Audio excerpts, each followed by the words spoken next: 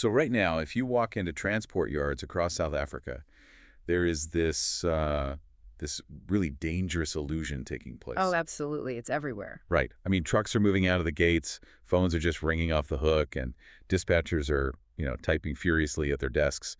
From the outside, it looks like the very definition of a highly successful, functioning business. Yeah, it looks like productivity. Exactly. But today, we're looking at why that exact picture of quote-unquote success might actually mean your operation is, well, weeks away from total collapse. Which is a terrifying thought for anyone running a fleet. It really is. So we are doing a deep dive today into a piece from Greystride. It's titled, Why Your Transport Model Feels Stable Until It Isn't. And our mission here is to uncover why a transport operation that looks incredibly busy and productive is often just masking a really fragile foundation. And more importantly, how logistics businesses in South Africa can spot those hidden cracks before the whole system just shatters completely. Yes, precisely. If you work in transport in South Africa, you know the daily grind. But today, we're asking a tough question. Is your operation actually working, or is it just moving? Okay, let's unpack this, because there is a massive, often invisible difference between a business that is merely moving and a business that is actually working. That distinction right there, it catches so many seasoned logistics professionals completely off guard. I mean, when we observe a transport business on, say, a typical Tuesday, it paints a very specific active picture. A lot of noise, a lot of motion. Right. Loads are being collected, deliveries are hitting customer receiving bays, reports are flying through inboxes. It feels stable enough to just, keep pushing forward. But the trap here is that the sheer volume of activity creates this illusion of control. Yeah, you walk into the operations room and there's this hum of energy. People are shouting across desks to confirm dispatch times. They're fixing problems on the fly. Putting out fires all day long. Exactly. Everything is moving. And that immediately gets mistaken for everything is working. It actually brings to mind that analogy of a duck gliding across a pond. Oh, yeah, that's a perfect way to look at it. Right. You stand on the shore, Right. you look at that duck, and it looks perfectly serene. It's moving forward smoothly, totally calm. But if you look underneath the surface of the water, that duck is paddling frantically. I mean, expending a massive amount of hidden energy just to stay afloat and keep that forward momentum going. And what the Greystride text points out is that this surface level stability, it relies almost entirely on momentum instead of actual structure. The operation is just surviving purely on the kinetic energy of the day-to-day grind. Wait, let me push back on that for a second. Go ahead. Because if the duck gets across the pond, or, to bring it back to logistics, if the deliveries are getting to the clients within their specified delivery windows, does it actually matter? That is the million-dollar question. Right. Why does anyone need to care how much splashing is happening underneath the surface if the job gets done at the end of the day? What's fascinating here is that, yeah, you're right, the client certainly doesn't care today, but they will absolutely care tomorrow when you inevitably hit a pothole. The mechanics of relying on momentum rather than structural integrity mean you have absolutely zero shock absorbers in your business. Think of structure as your suspension system. So it absorbs the bumps in the road so the cargo doesn't feel it. Exactly. Momentum just hurls you forward. As long as the road is perfectly flat and straight, the deliveries happen. But momentum doesn't give you any built-in resilience. The moment you hit a disruption, and you will, that entire fragile model shatters because you're depending on everything going exactly right just to maintain your speed. And in the real world, things always go wrong, especially in the South African transport environment, which, let's be honest, is rarely a perfectly flat, straight road. Not at all. And the Greystride piece makes a really critical point about operating in South Africa specifically. Instability here rarely arrives with a giant flashing neon warning sign. Yeah, you don't get a polite email from the universe a week in advance saying, hey, your entire supply chain is going to break down next Tuesday. Right. I wish we did. But instead, the instability builds quietly. It just sort of creeps in through small structural inefficiencies that get ignored because everyone is just way too busy keeping the momentum going. Give me an example of that. Yeah. What do those quiet inefficiencies actually look like on the floor? Well, it's usually fragmented communication to start. A WhatsApp message from a driver about a delay, a quick phone call to a subcontractor, maybe a messy email thread. And none of that actually gets logged into the central transport management system. Exactly. Or it's relying heavily on the spot market for capacity instead of enforcing contracted carrier service level agreements. Because it's faster in the moment. Yes. Or, it's operating on transport relationships and manual processes that worked beautifully when you were moving, say, 20 loads a week, but they were never redesigned to scale up to 200 loads a week. All these little microfractures are forming right under the surface of the business. And because the business is moving so fast on momentum alone, nobody feels the microfractures until they suddenly open up into a crater. And that crater is where the domino effect really begins. The article maps out this cascade perfectly. Because there is no structural shock absorber, a disruption doesn't just stay isolated. It spreads. Right. Let's look at the mechanics of this. Say you have a single truck severely delayed at the Bite Bridge border post. Now, in a structured system, you'd have predictive routing and buffer capacity to handle that. But in a momentum-based system, In a momentum-based system, that one delayed vehicle suddenly threatens a totally different critical customer commitment. So to save that commitment, your dispatcher pulls a different truck off a highly lucrative N3 route just to cover the gap. oh wow, which instantly creates a new disaster on the N3 route. Exactly. Now you have a missed SLA penalty looming on the N3. The pressure of that single Bite Bridge delay has now spread across multiple nodes in your entire network. It's just compounding. Yeah, and because of this sudden scramble, your team is forced to buy emergency capacity on the spot market where rates just spike without warning. Your margins, they just vanish. And I imagine internal communication just completely breaks down at that point. Oh, completely, because the dispatch team is entirely overwhelmed just managing these exceptions. And then finally, you hit a period of peak demand and your available capacity completely disappears. So what looked like a highly manageable operation just last month suddenly becomes a wildly reactive firefighting exercise practically overnight. Exactly. So if you are listening to this right now, I want you to think about your own operations. When capacity vanishes during peak demand, how much time does your team spend actually optimizing your supply chain versus just frantically managing exceptions? It's a tough mirror to look into. It really is. Are you building a resilient transport network, or are you just playing an endless, exhausting game of logistical whack-a-mole? This raises an important question, though, about the difference between activity and efficiency. When an operations team is totally consumed with making emergency phone calls, begging subcontractors for trucks, apologizing to clients, they feel incredibly busy. Yeah, the adrenaline is pumping. Right. And that extreme busyness cements the illusion of control. The team feels like they are managing the situation because they are sweating and they're working hard. But firefighting creates a lot of heat and noise. Yes, and crisis management is not transport management. A busy operation can be a fundamentally broken one. But hold on, if the system is genuinely that reactive, wouldn't leadership step in? Like if the team is constantly sweating and firefighting just to get through a normal Tuesday, you'd think someone would slam on the brakes and say, guys, this is chaos, we need to fix our structure. Yeah. Why does nobody stop the train? Because, dangerously, human beings are just incredibly adaptable. The Greystride text points out that over time, a business adapts to operational pressure so completely that the pressure stops feeling like an emergency. It just becomes the new normal. Exactly. It starts feeling entirely normal. That normalization of pressure is the silent killer of logistics companies. When every day is a crisis just becomes Tuesday. Wow.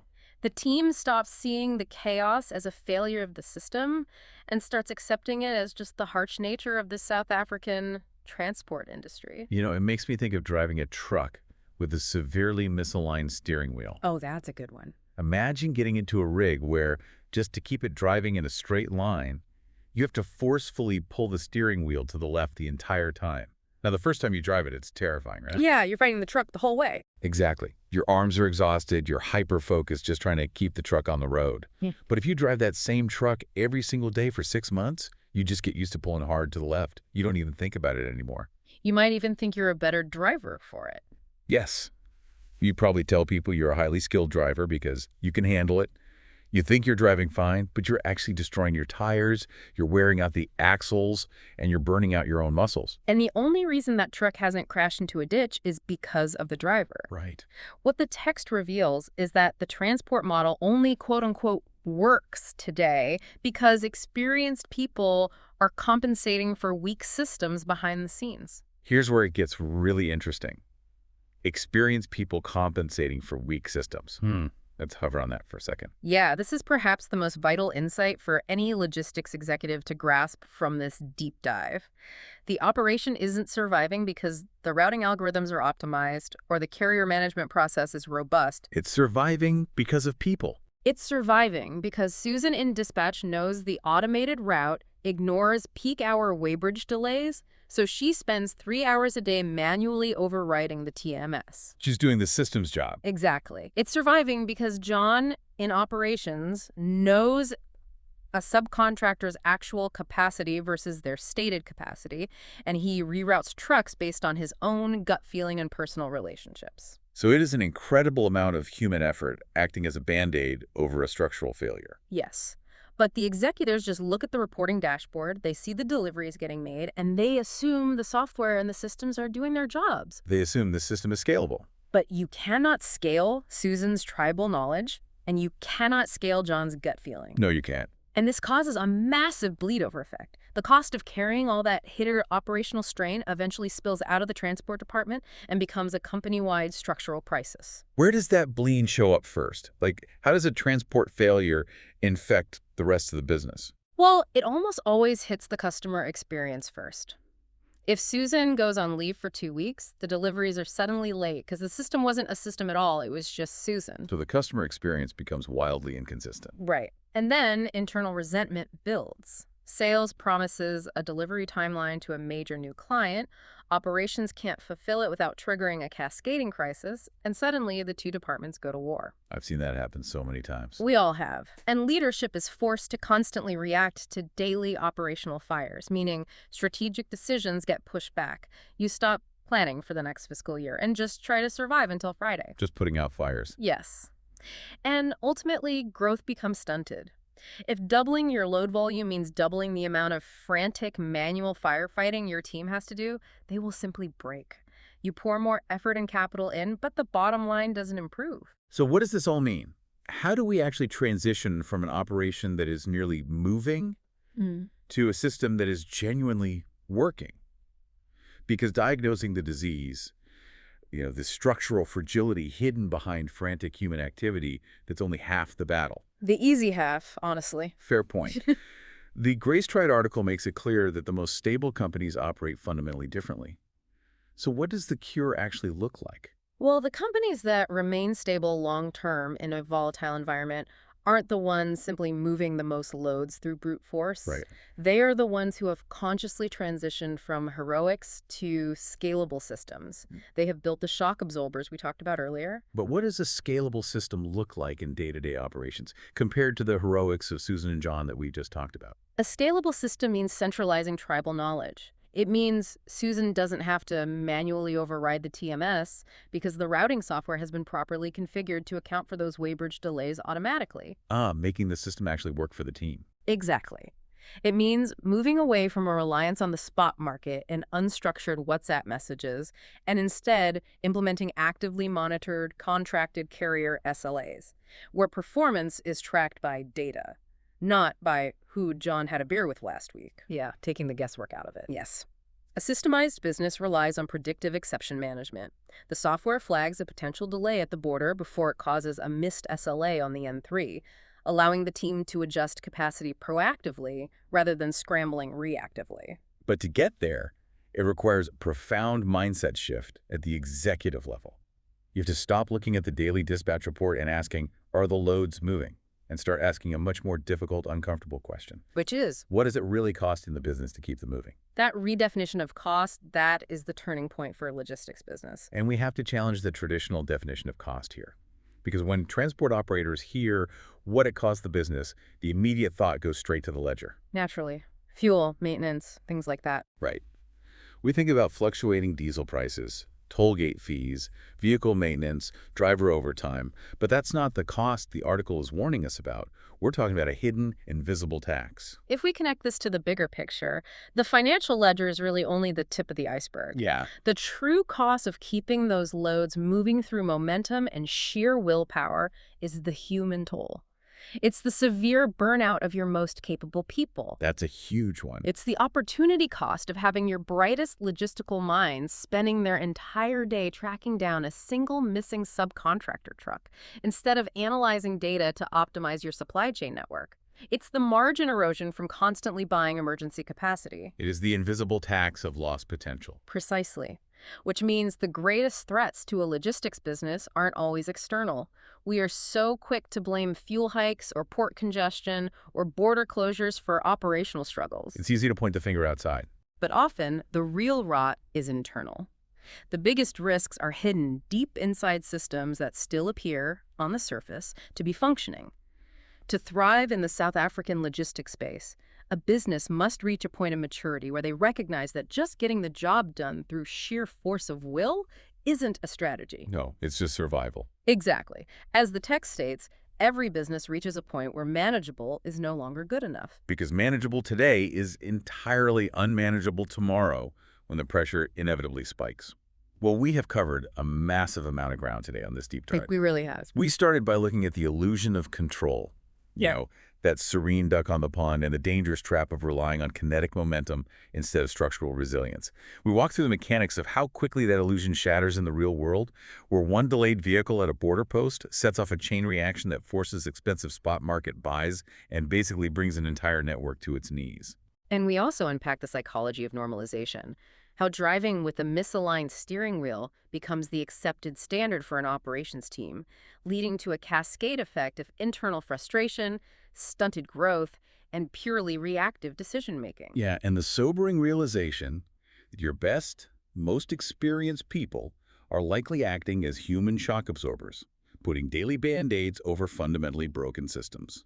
Which brought us to the ultimate cure, shifting the mindset from heroics to scalable automated systems and measuring the true hidden cost of keeping those loads moving. Moving from asking if the job got done to asking how the job got done. Exactly. The Greystride article notes that your transport model survives right now because experienced people are constantly compensating for weak systems behind the scenes.